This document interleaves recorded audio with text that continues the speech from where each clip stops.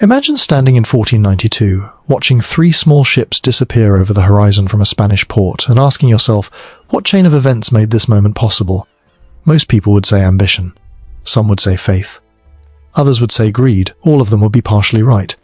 But very few people would point back 40 years earlier to the walls of a dying city on the edge of 2 continents. Very few people would say it began in Constantinople, and yet, what if it did? Not directly. Not simply. History is never that clean. But buried inside one of the most consequential sieges of the medieval world is a thread that runs through decades of fear and innovation and rivalry, all the way to a beach in the Caribbean. To understand Columbus, you have to understand Constantinople. And to understand Constantinople, you have to understand what Europe so desperately wanted and what it was terrified of losing. For most of medieval Europe, Asia was not a place. It was a dream. It was the source of everything rare, everything beautiful, everything that made life worth living for those who could afford it. Pepper from the Malabar coast, cinnamon from Ceylon, cloves from islands so remote that Europeans barely knew their names, silk from China carried across deserts and mountain passes in caravans that stretched for miles. These were not luxury goods in the modern sense, frivolous things for the idle rich. In the medieval world, spices were medicine, preservation, currency and power, all compressed into tiny grains and dried petals. A merchant who controlled the pepper trade controlled something closer to oil than perfume. He controlled commerce itself, and the road to all of it ran through one city. Constantinople sat at the intersection of 2 worlds. Built on a peninsula where Europe reached out and almost touched Asia, it was the hinge of the known world, the point through which goods, ideas, armies and ambitions had flowed for over 1,000 years. Founded by the Roman Emperor Constantine in 330 AD, it had survived the collapse of Rome itself, the rise of Islam, waves of crusades, and the slow erosion of a once vast empire. By the 15th century, the Byzantine Empire was a shadow of what it had once been. Most of its territories were gone, its treasury was depleted, its army was a skeleton. But the city still stood, and as long as it stood, it remained the gateway between East and West. Merchants from Venice and Genoa maintained entire colonies inside Constantinople. The Byzantine emperors, desperate for revenue, taxed the flow of goods moving through the Bosphorus, silk moving west, silver moving east, all of it passing through their hands. The city was not just a political capital, it was the most important commercial intersection on the planet. Then came Mehmed. He was 21 years old when he ascended to the Ottoman throne for the second time in 1451, and the people around him made the mistake of underestimating him. They would not make that mistake for long. Mehmed too had studied history, mathematics and military strategy with a ferocity that bordered on obsession. He spoke 6 languages, he read Greek and Latin classics, and he had decided, with a clarity that was almost frightening, that Constantinople would fall. Not because it was a threat. By 1451, the Byzantine Empire barely controlled the city itself, let alone the surrounding countryside. No, Mehmed wanted Constantinople because of what it meant. The city was the heir of Rome, the seat of the Eastern Church, the symbolic center of Christian civilization.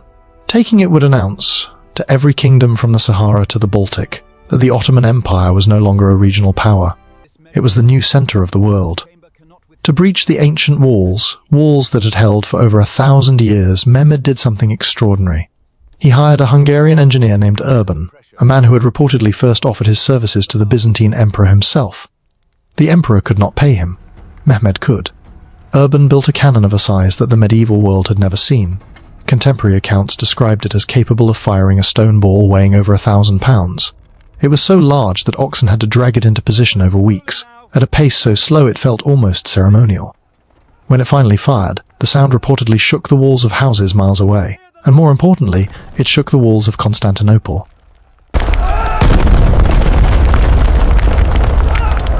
The siege began in the spring of 1453.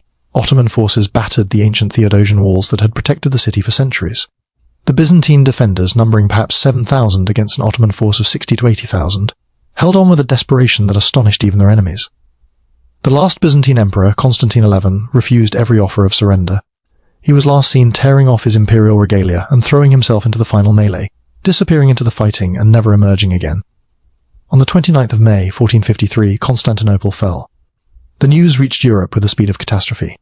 In Venice, church bells rang. In Rome, the Pope reportedly wept. In courts from London to Budapest, the reaction was a strange mixture of grief, fear, and paralysis. A city that had existed for over 1100 years, a city that had been, in the European imagination, an eternal fortress of Christendom, was gone.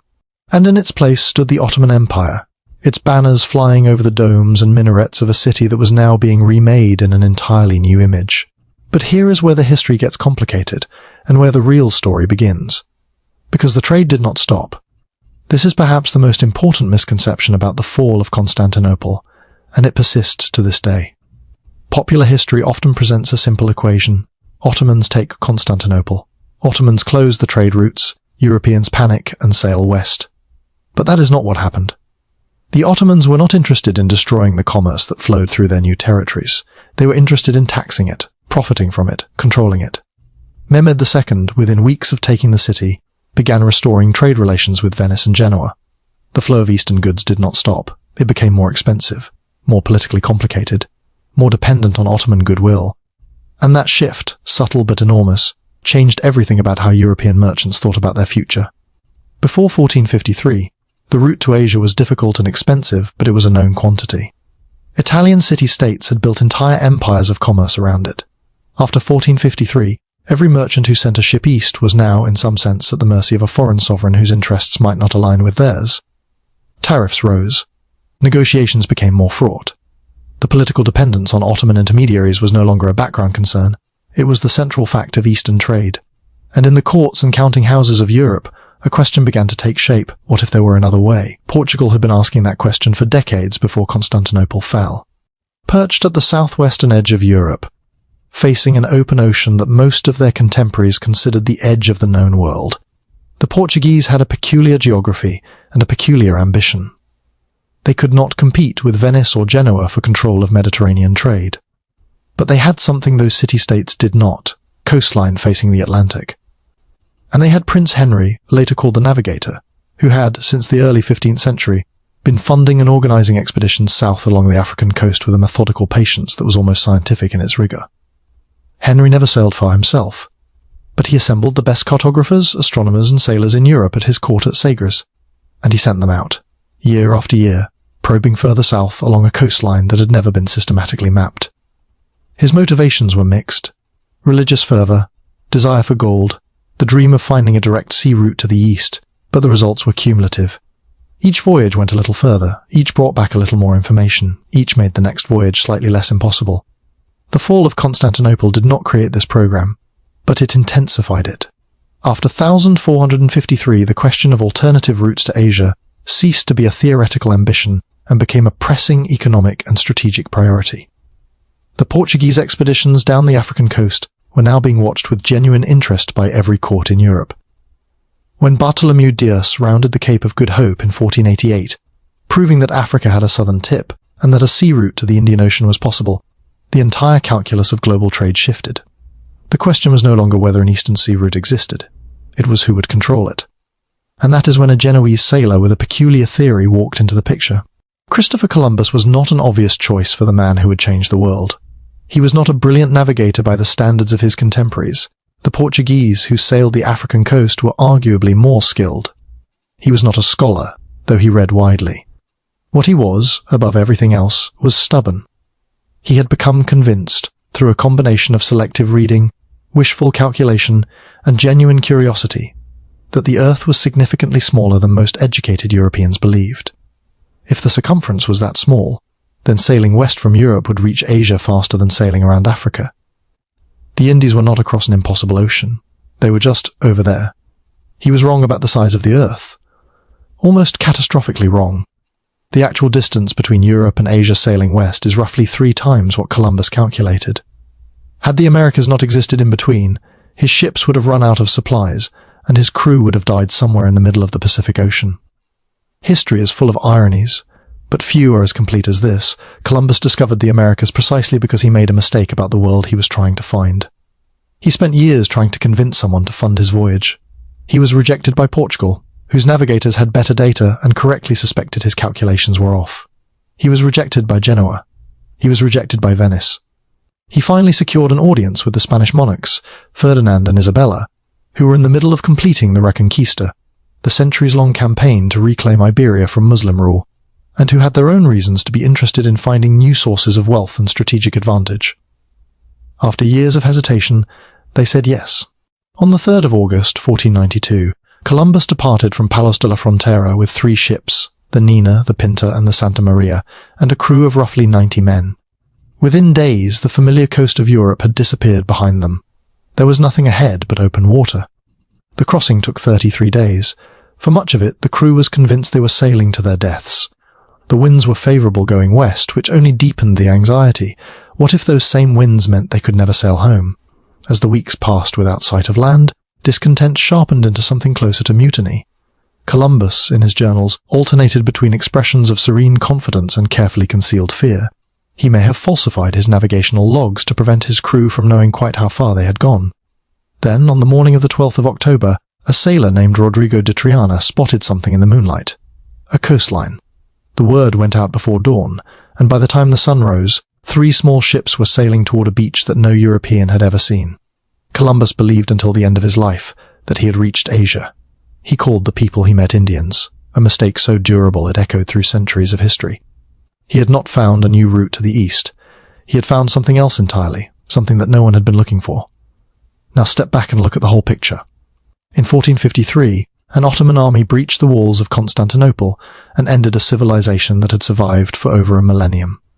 In the years that followed, European merchants found themselves navigating a trade landscape that was more expensive, more politically complex, and more dependent on foreign intermediaries than it had ever been before. This did not cause a panic. It did not slam shut the doors of Eastern commerce, but it created a persistent, nagging pressure, an economic and strategic urgency that pushed European courts to take exploration more seriously than they might otherwise have done. The Portuguese program of Atlantic exploration, already underway, gained new urgency and new resources. The race to find alternative routes to Asia became a genuine competition between European powers. And into that competition walked Christopher Columbus, with his flawed calculations and his ironclad conviction, at exactly the moment when Spain had both the means and the motivation to take a chance on him. The fall of Constantinople did not directly cause Columbus's voyage. No single event causes another event across 40 years and thousands of miles of distance. History does not work that way, but the fall of Constantinople helped shape the world in which that voyage became possible, a world where the old routes were politically compromised, where exploration was no longer an adventure but a strategic necessity, where a Spanish queen might listen to a Genoese sailor's unlikely plan with something other than polite dismissal. Take away 1453, and you do not necessarily take away 1492, but you change the context, you change the urgency, you change the room in which Columbus makes his pitch. And the consequences of 1492 were not confined to a beach in the Caribbean. What followed was the Columbian Exchange, one of the most dramatic ecological and economic events in human history. Crops, animals, diseases, and peoples began moving between hemispheres for the first time. Maize and potatoes traveled to Europe, transforming agriculture and enabling population growth that would fuel the Industrial Revolution centuries later. Smallpox and measles traveled to the Americas, killing tens of millions of people who had no immunity to old world diseases, one of the largest demographic catastrophes ever recorded. Silver from the mines of Mexico and Peru flooded into the global economy, reshaping trade networks, financing wars, and inflating prices from London to Beijing. The Mediterranean, which had been the center of Western civilization for 2,000 years, began to decline as a hub of global commerce. The Atlantic rose in its place. The powers that dominated that new ocean, Spain, Portugal, then England and the Netherlands, became the dominant forces of the modern world. Venice and Genoa, whose commerce had once been the envy of Europe, slowly faded into irrelevance. All of this, the entire shape of the modern world, traces back through a chain of consequences that few people ever fully follow. Back through colonial empires and ecological revolution. Back through Atlantic exploration and Portuguese caravels. Back through the urgency created by changing trade realities after 1453. Back to a city on a peninsula, surrounded by water on 3 sides, its walls crumbling under the impact of a cannon that had never been built before. A siege and a sea voyage, separated by 39 years and thousands of miles, seem like utterly disconnected events. One is a medieval catastrophe, the other is the dawn of the modern world. But history does not respect the clean borders we draw between eras. It moves in chains, long, slow, contingent chains of cause and consequence, where the fall of one thing creates the conditions for the rise of another. The men who died on the walls of Constantinople in 1453 did not know they were helping to create the conditions for a new hemisphere to be revealed. The sailors on Columbus's ships in 1492 did not know they were the distant heirs of a Byzantine city's final hours. But connect the threads, follow the chain. And what you find is that the story of how the world became what it is today did not begin with a voyage, it began with a siege. If you love history as much as we do, subscribe to our channel and turn on notifications to explore the past with us, one story at a time.